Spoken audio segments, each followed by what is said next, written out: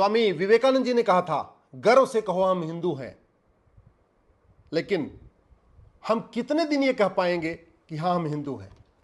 अफगानिस्तान में कहने वाला कोई बचा नहीं कि हम हिंदू हैं। पाकिस्तान में जो बचे भी हैं 1.5-2%, वो गर्व के साथ कह नहीं सकते। मालदीव में गर्व से कहने वाला कोई बचा ही नहीं, क्योंकि वहां हिंदू ही खत्म हो चुके हैं। बांग्लादेश में जो बचे हैं, वहां पे मकान दुकान पे कब्जा हो रहा है, खेत खलिहान पे कब्जा हो रहा है, पति के सामने पत्नी का बलात्कार हो रहा है, बच्चे के सामने मां का बलात्कार हो रहा है, भाई के सामने बहन का बलात्कार हो रहा है, पिता के सामने बेटी का बलात्कार हो रहा है। तो वो भी नहीं कह सकते गर्व के साथ कि हाँ हम हिंदू हैं। और भारत में 9 राज्यों में कह नहीं सकते, खत्म हो चुके हैं। जिलों के हिसाब से 800 जिलों में से 200 जिलों में खत्म हो चुके हैं। तो यानी 1/4 जिलों में भी नहीं कह सकते हम गर्व के साथ कि हाँ हम हिंदू हैं। 6000 तहसीलों में से 1500 तहसीलों में ये कहने वाले बचे ही नहीं हैं कि हाँ हम हिंदू हैं। स्टेट वाइज देख लीजिए, 1/3 जिले असम के निकल गए, 1/3 जिले बंगाल के निकल गए, 1/3 जिले झारखंड के निकल गए, और उत्तर प्रदेश में 80 जिलों में से 20 जिले। जिस तरीके से डेमोग्राफी बदल रही है ना, कितने दिन और कह पाएंगे कि गर्व के साथ कि हाँ हम हिंदू हैं? ये आप खुद भी कल्पना करिएगा। भारत के बॉर्डर पे 300 तहसीलें हैं, 300 की डेमोग्राफी बदल चुकी है। जहां हमारे प्रमुख एयरपोर्ट हैं, उसके आसपास अवैध निर्माण हो चुका है, झुग्गियां बन चुकी हैं, वहां की डेमोग्राफी बदल चुकी है। चाहे आपका मुंबई का एयरपोर्ट देख लीजिए, चाहे दिल्ली का एयरपोर्ट देख लीजिए, चाहे कलकत्ता का एयरपोर्ट देख लीजिए। जितने हमारे मेन आर्मी बेस हैं, जहां कैंटोनमेंट एरिया है, जहां छावनी है, जहां हमारी सेना रहती है, उसके आसपास देख लीजिए किस तरीके से वहां झुग्गियां बन गई हैं, अवैध निर्माण हो चुका है, वहां की डेमोग्राफी बदल रही है। जितने हमारे बंदरगाह हैं, चाहे वो गुजरात वाले जितने बंदरगाह उठा के देख लीजिए, चाहे आप केरल के बंदरगाह देख लीजिए, चाहे वो बंगाल का बंदरगाह देख लीजिए, चाहे महाराष्ट्र का बंदरगाह देख लीजिए, जितने भी हमारे बंदरगाह हैं वहां पे भी अवैध निर्माण हो चुका है, झुग्गियां बन चुकी हैं, डेमोग्राफी बदल चुकी है। तो जितने प्रमुख केंद्र हैं, बड़े बड़े जो हाईवे हैं, अवैध निर्माण हो चुका है, बड़े बड़े जो एक्सप्रेसवे हैं किनारे अवैध निर्माण हो चुका है। कितने दिन कह पाएंगे भगवान जाने। कश्मीर में खत्म हो चुके हैं, मिजोरम खत्म हो चुके हैं, नागालैंड खत्म हो चुके हैं, मणिपुर खत्म हो चुके हैं, मेघालय खत्म हो चुके हैं, अरुणाचल में भी खत्म हो रहे हैं, लक्षद्वीप में खत्म हो चुके हैं, लद्दाख में खत्म हो चुके हैं। स्थिति बहुत खतरनाक है। भारत का एक हिस्सा अफगानिस्तान बन गया, वहां खत्म। भारत का एक हिस्सा पाकिस्तान बन गया, वहां खत्म। भारत का एक हिस्सा मालदीव बन गया, वहां खत्म। भारत का एक हिस्सा बांग्लादेश बन गया, वहां भी खत्म होने की कगार पे है। अब बचा है भारत के बॉर्डर पे कौन कौन? नेपाल बचा है, भूटान बचा है, म्यांमार बचा है, श्रीलंका बचा है, चीन बचा है। चीन में इनकी दाल नहीं गल रही है। चीन में क्यों नहीं दाल गल पा रही है? क्योंकि चीन में घुसपैठ के खिलाफ कठोर कानून है, धर्मांतरण के खिलाफ कठोर कानून है, जनसंख्या नियंत्रण के लिए कठोर कानून है, अवैध निर्माण के लिए कठोर कानून है, विदेशी चंदा लेने में बहुत खतरनाक वहां पे दंड मिलता है। तो चीन में जो रेशियो था 1950 में, वो रेशियो आज भी बना है, रेशियो बदला नहीं है। क्यों? क्योंकि उन्होंने कठोर कानून बनाया। वहां शासक आते रहे, जाते रहे, प्रधानमंत्री बदलते रहे, सब बदलते रहे, लेकिन जो सबसे बढ़िया उन्होंने काम किया, किसी भी पार्टी रही हो, कोई भी सत्ता रही, किसी ने तुष्टीकरण नहीं किया। और इसलिए मैं चीन के नागरिकों को, चीन के शासकों को धन्यवाद देता हूं। आपने खतरे को भांपा और कठोर कानून बनाया।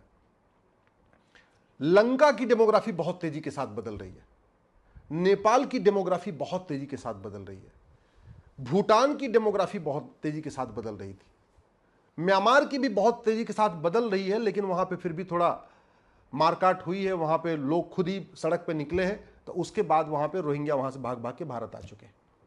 लेकिन एक बात याद रखिएगा, जिन रोहिंग्याओं ने सैकड़ों हिंदुओं की हत्या कर दिया म्यांमार में, वो यहां तब तक शांत हैं, एक समय तक ही शांत रहेंगे, उसके बाद वो फिर वही हाल होगा जो उन्होंने म्यांमार में किया था। मैं इसलिए बार बार कह रहा हूं, डॉक्टर बदलने से बीमारी ठीक नहीं होगी, दवाई बदलनी पड़ेगी। सांसद विधायक बदलने से कुछ नहीं होगा, कलेक्टर कप्तान बदलने से कुछ नहीं होगा, जब तक कि हमारे पास कठोर कानून नहीं होगा। जब तक भारत में मदरसे चलेंगे, भारत खतरे में रहेगा। मदरसा बंद करना होगा, समान शिक्षा लागू करना होगा। भारत को बचाना है तो जितने मजहब के आधार पे कानून है, मजहब के आधार पे योजनाएं हैं, सब कुछ बंद करना पड़ेगा। चाहे वो माइनॉरिटी अफेयर मिनिस्ट्री हो, चाहे माइनॉरिटी कमीशन हो, चाहे वक्फ बोर्ड हो, चाहे वक्फ ट्रिब्यूनल हो, चाहे माइनॉरिटी के नाम पे मुफ्त मकान दिया जा रहा, मुफ्त दुकान। गरीबी के आधार पे जो करना है करिए, मजहब के आधार पे कुछ मत करिए। मजहब के आधार पे 1947 में विभाजन हो चुका है और विभाजन समझना है, विभाजन कैसे हुआ था, उस समय क्या हुआ था। तो किसी भी आप बड़े परिवार से पूछ लीजिए 1947 जो सब कुछ अपना घर मकान दुकान छोड़ के भागे। 1947 में भी पाकिस्तान में पिता के सामने बेटी का बलात्कार, पति के सामने पत्नी का बलात्कार, भाई के सामने बहन का बलात्कार, बच्चे के सामने मां का बलात्कार। 1990 में भी कश्मीर में वही हुआ, 2024 में भी बांग्लादेश में वही हो रहा है। आपको विश्वास नहीं है तो आप आडवाणी जी की फैमिली से बात कर लीजिए, जेठमलानी जी की फैमिली से बात कर लीजिए, मनमोहन सिंह जी की फैमिली से बात कर लीजिए, गुजराल साहब की फैमिली से बात कर लीजिए, कपूर खानदान से पूछ लीजिए। ये सब वहां से सब कुछ अपना छोड़ छोड़ के भागे हुए हैं। भारत को अगर बचाना है तो सबसे पहले मदरसा बंद करना पड़ेगा, मिशनरी स्कूल बंद करना पड़ेगा, समाज शिक्षा लागू करना पड़ेगा। भारत को बचाना है, मजहब के आधार पर सारे नियम कानून खत्म करने पड़ेंगे। भारत को बचाना है, पुलिस व्यवस्था अच्छी करनी पड़ेगी, न्यायिक व्यवस्था अच्छी करनी पड़ेगी, प्रशासनिक व्यवस्था अच्छी करनी पड़ेगी। भारत को बचाना है तो धर्मांतरण को देश की सुरक्षा के लिए खतरा घोषित करना होगा। धर्मांतरण कराने वाले मिशनरियों और जिहादियों, धर्मांतरण कराने वालों के मददगारों के खिलाफ एनएसए लगाना ही पड़ेगा, यूएपीए लगाना ही पड़ेगा, देशद्रोह की धारा लगाना पड़ेगा, वेजिंग वॉर लगाना पड़ेगा, गैंगस्टर एक्ट लगाना पड़ेगा। जब तक धर्मांतरण कराने वाले मिशनरियों, जिहादियों और उनके मददगारों की 100% संपत्ति जब्त करने, नागरिकता खत्म करने, आजीवन कारावास, फांसी देने के लिए कानून नहीं बनेगा, तब तक धर्मांतरण नहीं रुकेगा। और धर्मांतरण नहीं रुका तो याद रखिएगा अफगानिस्तान, पाकिस्तान, बांग्लादेश वाला हाल होगा, मालदीव वाला हाल होगा। भारत में बहुत बड़ा खतरा है घुसपैठ। मात्र 5000 घुसपैठिए गए थे, उन्होंने पर्शिया को ईरान बना दिया, जबकि वहां 90% पारसी रहते थे। भारत में 5.5 करोड़ के आसपास घुसपैठिए आ चुके, फिर भी हम सीख नहीं रहे।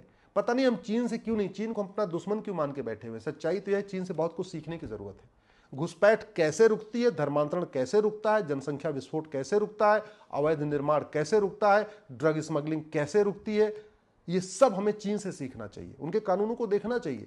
और उसको चीन के किसी मंत्री से मांगने की जरूरत नहीं, सब कुछ गूगल पे अवेलेबल है और बैठे बैठे यही किताब ऑनलाइन ऑर्डर करके मंगाई जा सकती है, उनके किताबों को देखा जा सकता है। सच्चाई है कि भारत को बर्बाद करने के लिए बहुत बड़ी संख्या में विदेशों से फंडिंग आ रही है, मजार बनवाने के लिए भी, दरगाह बनाने के लिए भी, मस्जिद बनाने के लिए भी, चर्च बनाने के लिए भी, मिशनरी स्कूल बनवाने के लिए, हॉस्पिटल बनवाने के लिए, ये सब बहुत बड़ी फंडिंग आ रही है। अल्टीमेटली वो इस्टेब्लिश ये करना चाहते हैं कि हिंदुस्तान नाम का हिंदुस्तान है, एक्चुअल में हिंदू यहां है ही नहीं है। और इसको इस्टेब्लिश करने का सबसे बढ़िया तरीका होता है कि आप ये देख लीजिए कि किस देश में धार्मिक स्थलों में संख्या किसकी ज्यादा है। इसलिए बड़े प्लान्ड वे में उन्होंने पूरा एक मिशन लिया और आज की डेट में मंदिर से ज्यादा मस्जिद बना दिया उन्होंने। 6 लाख भारत में गांव है, 7 लाख गांव में, भारत में 7 लाख मस्जिदें बन चुकी हैं। मंदिर से ज्यादा मस्जिदें वो बना चुके हैं। मंदिर अब दूसरे टारगेट कर रहे हैं कि मंदिर से ज्यादा हम चर्च बना दें, मंदिर से ज्यादा हम मजार बना दें, मंदिर से ज्यादा दरगाह बना दें, गुरुकुल स्कूल से ज्यादा हम मदरसा खोल दें, गुरुकुल स्कूल से ज्यादा हम कॉन्वेंट स्कूल खोल दें। तो आप कहते रहिए हम हिंदू हैं, हम हिंदू हैं, आप बोलते रहिए गर्व से कि हम हिंदू हैं, हिंदू हैं। कितने दिन और बोल पाएंगे? ना यूएन आपको सपोर्ट करेगा, ना भारत के अंदर की डेमोग्राफी आपको सपोर्ट करेगी। जो जनसंख्या विस्फोट हो रहा है ना, 18-18 बच्चे, 20-20 बच्चे, 2 बच्चे पालने की औकात नहीं है।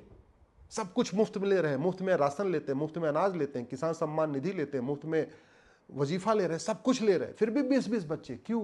प्लान्ड वे में, भारत की डेमोग्राफी बदलने के लिए। क्योंकि लगभग 25% जिले, 25% राज्य, 25% आपके क्षेत्र निकल चुके हैं। आप 25 साल पुरानी कहीं किसी भी लोकसभा की वोटर लिस्ट उठा के देख लीजिए, 25 साल पुरानी किसी विधानसभा की वोटर लिस्ट उठा के देख लीजिए, 25 साल पुरानी किसी वार्ड की वोटर लिस्ट उठा के देख लीजिए, 25 साल पुरानी किसी गांव की वोटर लिस्ट उठा के देख लीजिए, आपको समझ में आ जाएगा क्या हो रहा है। भारत को बचाना है तो हमें काला धन हवाला रोकना ही पड़ेगा, भ्रष्टाचार रोकना ही पड़ेगा। जब तक काला धन हवाला भ्रष्टाचार खत्म नहीं होगा, घुसपैठ नहीं बंद होगी। जब तक काला धन हवाला भ्रष्टाचार खत्म नहीं होगा, धर्मांतरण नहीं बंद होगा। जब तक काला धन हवाला भ्रष्टाचार खत्म नहीं होगा, अवैध निर्माण नहीं बंद होगा। जब तक काला धन हवाला भ्रष्टाचार खत्म नहीं होगा, जो झुग्गियां बनती जा रही हैं नहीं रुकेंगी। काला धन हवाला भ्रष्टाचार खत्म नहीं होगा तब तक जो अवैध मदरसे बन रहे हैं, अवैध मज़ारे बन रही हैं, अवैध दरगाहें बन रही हैं, अब अवैध पक्के कब्रिस्तान बनते जा रहे हैं, अवैध आपके चर्च बनते जा रहे हैं, अवैध आपके मिशनरी स्कूल खुलते जा रहे हैं, अवैध आपके सब कुछ ये चलता रहा, ये रुकेगा नहीं। सब कुछ पैसे से होता है, पैसे को रोकना पड़ेगा। और अगर हमने इसको नहीं रोका तो मैं फिर से यही कह रहा हूं, जुलाई 2024 में बांग्लादेश के लोगों ने सोचा नहीं था कि अगस्त में उनके साथ क्या होगा अगले महीने। ऐसे ही जुलाई 1947 में सिंध कराची के लोगों ने नहीं सोचा था कि अगस्त में उनके साथ क्या होगा, लेकिन हुआ। 1990 में कश्मीर के लोगों ने एक महीने पहले सोचा नहीं था कि एक महीने बाद क्या होगा, लेकिन हुआ। और भारत में से बहुत कुछ हो रहा है, पलायन हो रहा है, लोग भाग रहे हैं, मकान बेच रहे हैं। इसके बावजूद अगर आप दल गुलामी करेंगे, कानूनों को बदलने की मांग नहीं करेंगे, तो फिर भैया आपके आने वाली पीढ़ियों को कोई नहीं बचा सकता। न मैं बचा सकता हूं, न कोई बचा सकता है। कानून बचा सकता है, इसके लिए आपको कानून की मांग करना पड़ेगा।